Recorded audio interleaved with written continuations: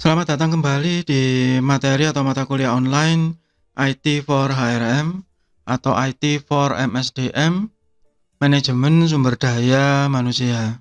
Kita masih ada di bab Performance Appraisal atau penilaian kinerja bagian ketiga.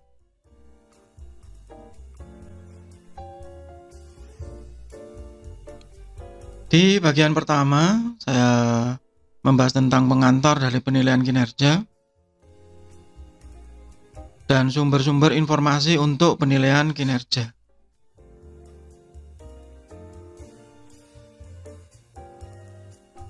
Di bagian kedua, saya membahas tentang tipe-tipe dari penilaian kinerja, mulai dari 360 degree atau 360 derajat, general performance, atau dari atasan ke bawahan, dan sampai dengan MBO atau Management by Objective. Yang paling penting adalah kita bisa memilih yang sesuai dengan kepentingan dan kebutuhan organisasi.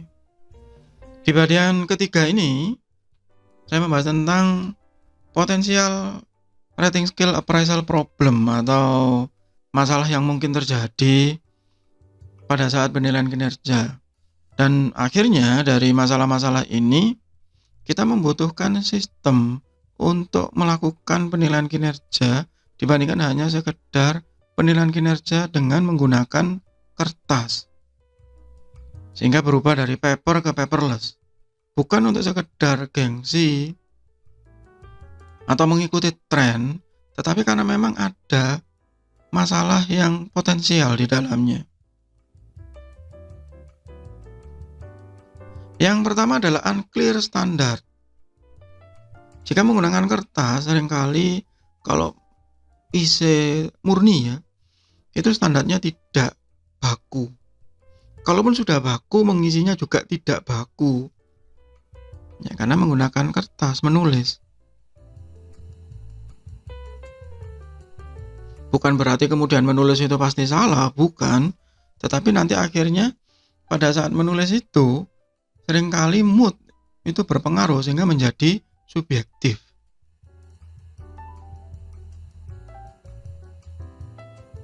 Misalkan, meskipun itu bentuknya dalam skala Likert, kalau itu manual, ya kemudian si manajer tadi melihat penilaian kinerja, waduh, 10 halaman yang harus saya centang. Kemudian tertinggal di atas meja, dia nggak mau, akhirnya kalau bahasa Jawa mekso. Harus selesai ini 10 halaman. Akhirnya biasanya sudah halaman ke-7, halaman ke-8 sudah asal-asalan ngisinya. Tapi kalau pakai sistem mungkin meskipun itu dibagi beberapa layar, bisa disimpan dulu di tengah-tengah, dilanjutkan lagi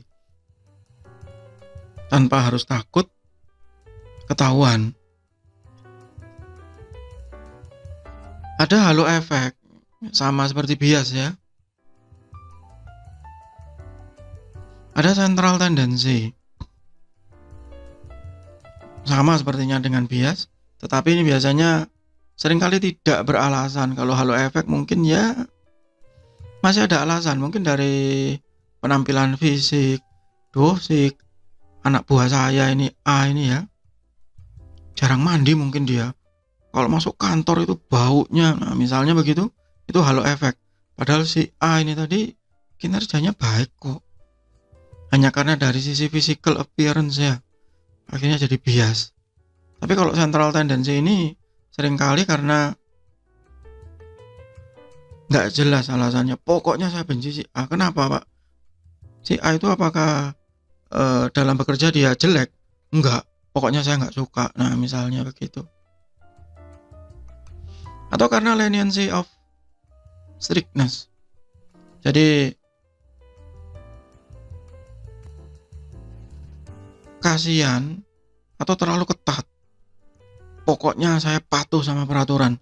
Dia tidak memenuhi target, ya nilainya jelek. Strict. Padahal di satu sisi si A tadi habis sakit parah misalnya. Dia harus ada di rumah sakit selama 1 bulan. sehingga targetnya tidak tercapai. Tapi setelah sembuh dia berusaha dengan sangat keras untuk mencapai targetnya. Meskipun tidak tercapai, tapi usahanya sangat baik. Nah, itu leniency.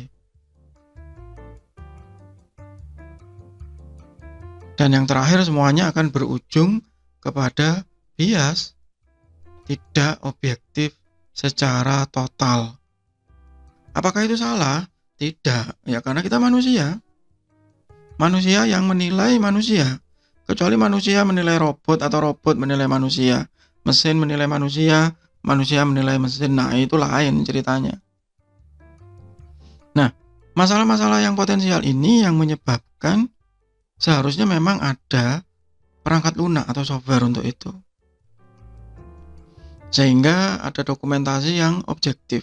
Make sure documentation is objective.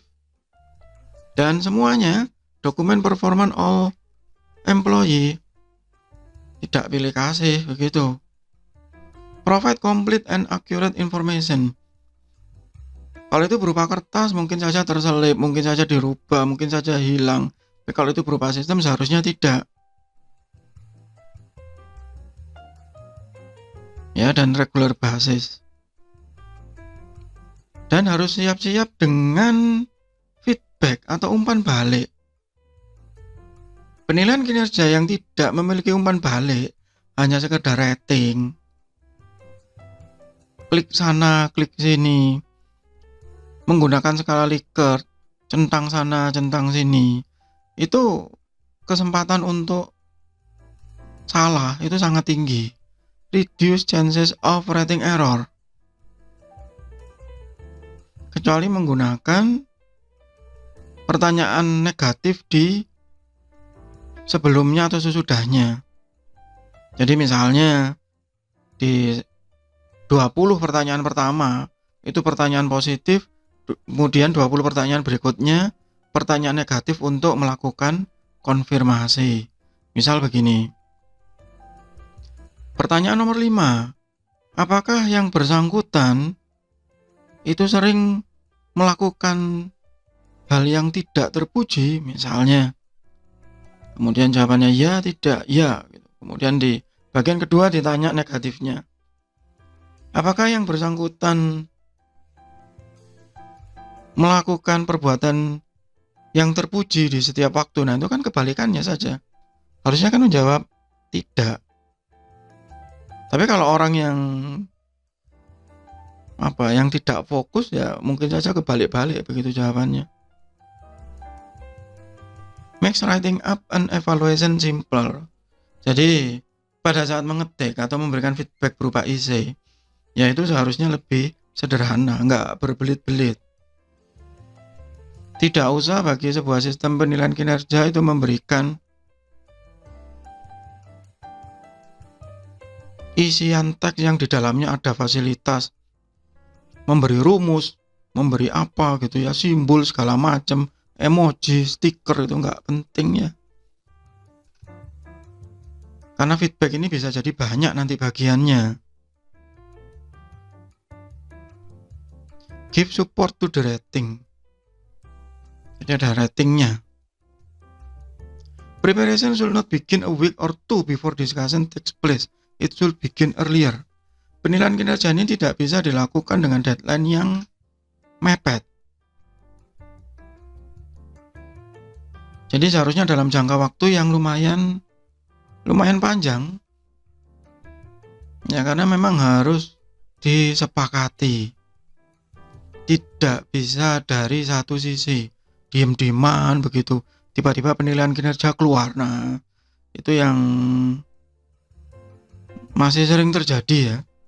Sehingga apa akibatnya? Akibatnya setelah penilaian kinerja keluar hasilnya, sama-sama tidak puas. Kemudian saling berburuk sangka yang bisa mengakibatkan situasi kerja yang tidak kondusif. Ya, itu yang harus diingat. Jadi sekali lagi dari awal, ada masalah-masalah yang potensial di dalam penilaian kinerja yang menyebabkan bahwa ini memang harus dikomputerisasi. untuk mencegah masalah-masalah tersebut terjadi. Bukan menghilangkan, sekali lagi, mencegah atau meminimalkan saja. Kunci utamanya adalah dokumentasi sebelumnya. Dokumentasi yang baik, yang sesuai dengan tipe yang digunakan. Kemudian adanya feedback. Umpan balik.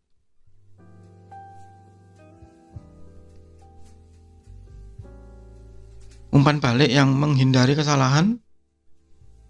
Umpan balik berupa isi yang sederhana. Dan sediakan tenggat waktu yang tidak terlalu dekat. Itu untuk sementara pembahasan saya tentang performance appraisal. Nanti akan kita lanjutkan di bagian berikutnya, khususnya untuk performance appraisal yang menggunakan sistem informasi. Semoga bermanfaat. Tetap sehat, tetap semangat. Terima kasih.